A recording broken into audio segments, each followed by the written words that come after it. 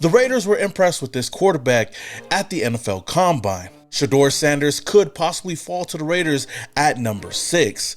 And the 5 toughest decisions the Raiders need to make ahead of the 2025 free agency. Yo, what is up, Raider Nation? It's your boy Milroe back at it again with yet another video. If this is the very first time you guys are coming across this channel and you love Raiders content, then hit that subscribe button, hit that notification icon button to notify you guys when I upload more videos just like this. Now, first things first, I want to talk about the NFL Combine.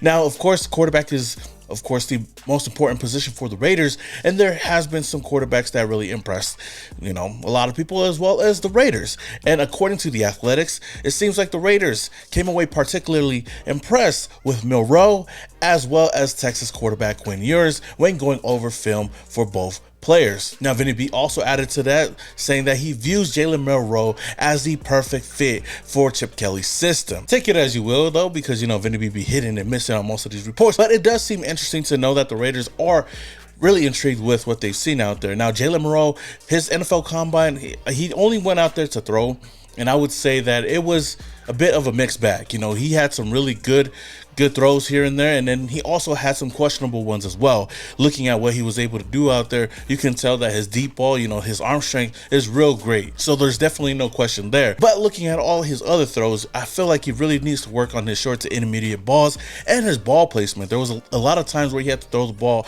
to the outside and have receivers trying to jump up in the air just to grab the balls, even overthrowing some receivers as well. And to add on to the short balls that he was throwing, he was really holding on to the ball a little bit too long. I felt like he should have got the ball out a little bit faster, right before the receiver was able to turn or hit their slants, or even on the comeback routes. I felt like he was just holding on too long and just threw the ball a little bit too late. But I'm not going to take the NFL Combine as an end-all be-all for any of these players. And I do believe that everything that Jalen Milroe needs to fix could be fixed in the NFL and could be coached up. That's why I feel like he's one of those quarterbacks I wouldn't mind getting in the later rounds if he's still available for this team. A lot of people are not high on Jalen Milroe, and I feel like he's one of the more underrated quarterbacks going into the draft because he's a quarterback that has a really, really high ceiling, but also has a really, really low floor, which is why a lot of people might be put off from him. But the fact that he has that dual threat ability to run the ball or even throw the ball down deep with his arm strength, there's a lot that you can get out of him if you put him in the right position and you get the right play caller calling plays for him and have the right coach to believe in him. And that's what I feel like the Raiders have right now. And especially if you can bring him into a situation where he could just sit for a year or two, and then when he's ready to go out there, you put him out there just for him to go out there and succeed. I feel like the Raiders would be the right situation for him or any of these other young quarterbacks. That's why I'm really high on a lot of these guys, whether it's him, whether it's Will Howard, whether it's Jackson Dart, because I believe the Raiders will bring the right veteran in to the organization to help mentor any of these young quarterbacks. So for Jalen Milroe, if the Raiders are sitting there in the second round or even the third round and he's possibly still there, then I think that would be a good deal for the Raiders to snatch him up and bring him over here to the QB room. Now, the one thing that was kind of surprised with Jalen Milroe is the fact that he didn't want to showcase his athletic ability. One thing that a lot of people are really intrigued with is his running ability, and the fact that he didn't even get to go out there and run his 40.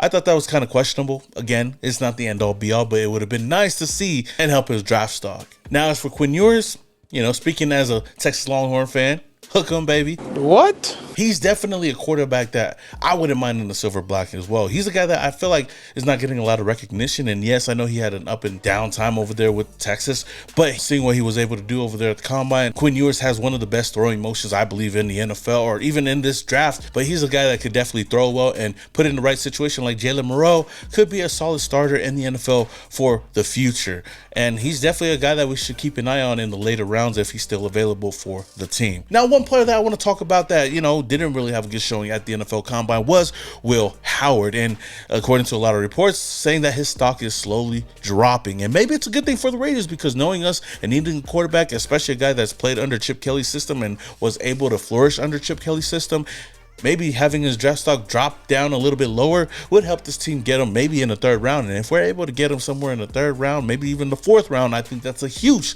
steal for this team. But another quarterback that was there to defend Will Howard was none other than Shedeur Sanders, tweeting out, "I don't understand y'all hating on Will Howard. He just won a natty. It's hard to throw to receivers that you don't know. Everyone run routes different. which explains why Shedeur Sanders didn't want to throw at the NFL Combine. And I know there's a lot of people out there bashing Shedeur Sanders, but he does make a point. Most of these quarterbacks has their games all on tape, so there's really no reason to go out there and throw out the NFL Combine unless you really want to. But most of the top quarterbacks usually don't throw in the NFL Combine because most of the time, they don't really need to. But since we're on the topic of Shedeur Sanders, there are growing reports that he could possibly fall down in the NFL draft. According to Tony Pauline, he reported that teams are cooling on quarterback Shedeur Sanders, and the very earliest he will be drafted is by the Raiders at 6th overall.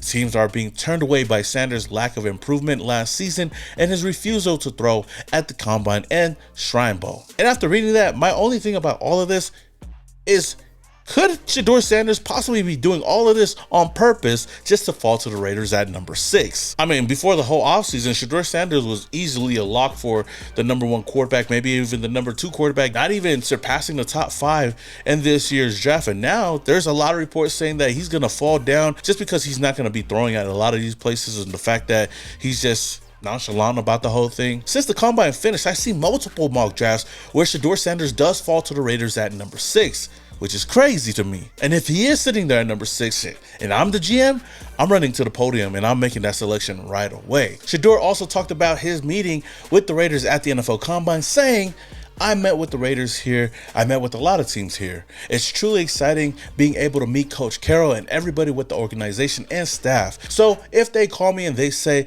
come on and visit, you know I'll be there. He also went on and spoke highly of the Raiders owner, Tom Brady, saying, Tom Brady, he's an all-time great. Being able to have that resource, being able to have that person I'm able to talk to and call whenever I have any questions about the game, he's able to relate to it because he did it at the highest level. It's truly amazing, and I'm thankful for that. So the fact that, he has a lot of high praise and he has a lot of good things to say about the Raiders, and even being excited to meet Coach Carroll, I think that still at this point, he has a lot of respect for the team, and the Raiders are a team that he would love to play for. And I feel like if he fell down to number 6, I think he should be the pick for the Raiders. Now, I don't know if he's actually going to be the pick, but if Tom Brady, if Pete Carroll believes that he could be the future of the franchise, then you get him at number 6 if he does fall to you. No matter what anybody else says out there, because there's a lot of people slowly turning on Shedeur Sanders for no reason. It's kind of crazy that a lot of people think that he's overhyped, that he's going to be a bust and he's average and not going to do anything in the NFL. But I do believe that if you bring him over here, you put him in Chip Kelly's system with, Pete Carroll leading him and also building the team around him. And you got to think about it. If we're able to solidify the offensive line going into the offseason and help the quarterback position out tremendously, then I think that he could do well in year 1. But just like everybody else, he's a quarterback, even drafted at number 6, that I would sit down for the first year if we're able to get somebody in free agency that could take over for a year or 2. But let me know what you guys think. After watching the NFL Combine, who's your favorite quarterback to get in this year's draft? Let me know down in the comments below. Now, we got some news early today, some breaking news, that the Raiders will not be tendering wide receiver DJ Turner, which will now make him an unrestricted free agent. Now, Turner has become solid depth for this team since he joined, especially as a special teamer. And in 2024, he finally got some play time playing wide receiver, tallying 16 receptions, 158 yards, and a touchdown, till he missed the final 5 games due to a season-ending injury. Now, the Raiders are reportedly open to bringing back DJ Turner, but just not at the price that the tender would have paid him. In my honest opinions, I do believe that DJ Turner provides some solid wide receiver depth to this team, and I would love to bring him back. And if the Raiders can figure out a deal, and if he does want to come back, then I do feel like that's just a win-win for the team. Like I said earlier, especially as a special teamer, he's done a great job with this team. We just haven't had that quarterback that could throw to him, and he just hasn't gotten a lot of shine.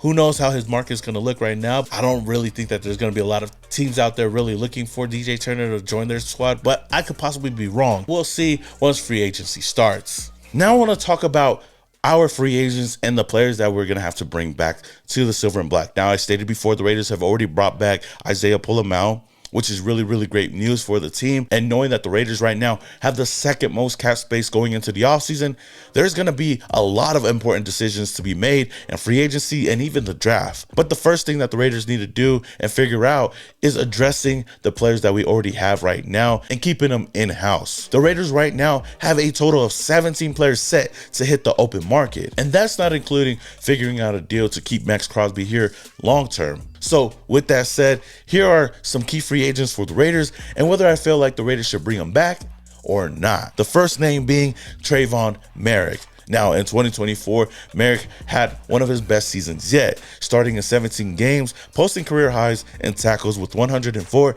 and pass defended with 10. With his increased production and his best football still ahead of him, Moehrig is one of the top safeties in free agency and is set to get paid real well. With his market value of $15.7 million per year, according to SpotTrack, it does seem like a lot of money, but at the end of the day, whatever the Raiders are able to bring him back for, I feel like they should bring back Tre'Von Moehrig. He's a key piece for this team, and for a team that doesn't usually keep their homegrown talents, he's a guy that I feel like is a crucial piece for this defense, especially in the secondary, and we have to bring him back. Now, the second player I want to talk about is linebacker Robert Spillane. Now, Spillane has been one of the best Raiders linebackers in recent years and has been getting better with every season with the Raiders. In 2024, he had a career season starting in 17 games for the second straight year, posting 158 tackles, 14 quarterback pressures, 2 sacks, and 2 interceptions. Especially with Patrick Graham returning as the Raiders defensive coordinator, it only makes sense to bring back Robert Spillane as well. I don't understand this notion of Raider fans that feel like Robert Spillane is a little bit overrated when he's been one of the better defenders on this team alongside of Max Crosby for these past 2 seasons. I think that he's one of those players that you just have to keep. And with his market value at $10 million per year, I wouldn't even mind paying that for him. So if it were up to me, I'd definitely bring back Robert Spillane. Now, the third player is defensive end Malcolm Koonce. Now, Koonce is a bit of a tough one to kind of gauge right now. He showed a lot of flashes in 2023, especially once AP took over, recording 8 sacks and 3 forced fumbles and 11 starts. But he suffered a torn ACL just 3 days before the 2024 season, sidelining him for the remainder of that year. With all the upside in the world and the worries on if he'll return to the same production, makes me a little bit hesitant to bring him back at his market value at $20 million per year. If he is okay to returning to the Raiders on a team-friendly deal, maybe having a prove-it season this next upcoming season, then I'm all for bringing back Malcolm Koonce. Like I said, bringing back homegrown talent would be huge for this team. But if he's not trying to come back on a team-friendly deal and is trying to make some money, then I would say that the Raiders should definitely let him walk. Now, the next player I want to talk about is K'Lavon Chaisson. Now, a former first-round pick, Chaisson joined the Raiders practice squad with no real expectations of becoming one of the team's premier pass rushers. But in just only 1 season with the Raiders, he made the most of his opportunities, racking up 32 tackles, 7 tackles for loss, 5 sacks, and 33 quarterback pressures. He's definitely a guy that I would love to bring back at the right price, which I feel like the Raiders would be able to do. And the fact that he's already been able to flourish under Patrick Graham in his first season, it only makes sense to bring him back, right? With his best football ahead of him and the fact that he does provide a lot of solid depth on the defensive line, I would love to bring back K'Lavon Chaisson to the Raiders. And the last notable player that I want to talk about is Nate Hobbs. Now, Hobbs has been a solid, versatile addition to the secondary, especially in the slot, since being drafted by the Raiders. However, he's dealt with his fair share of injuries throughout his career, missing 17 games in the last 4 seasons. So with that said, though, I would definitely love to bring back Nate Hobbs, but I also know that we can't bring back everybody. So at that, if we can get him for the right price, of course, let him stay a Raider. If not, then he's another guy that I wouldn't mind walking. So with all that said, though, Raider Nation, what are your thoughts on these key free agents? What free agents would you want to bring back that are key pieces to this team? Let me know your thoughts down in the comments below. Until the next one, this is your boy Small Raider, and your boy is Yow.